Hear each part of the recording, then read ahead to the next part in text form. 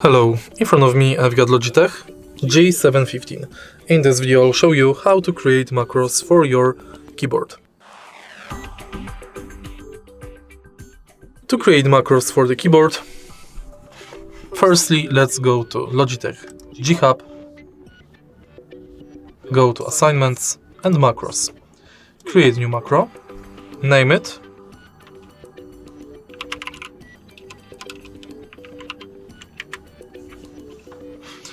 now you can select no repeat, repeat while holding, toggle or sequence,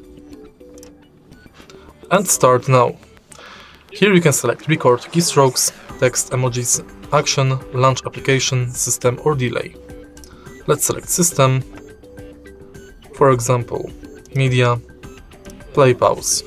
Then again system, device, battery level, text emojis,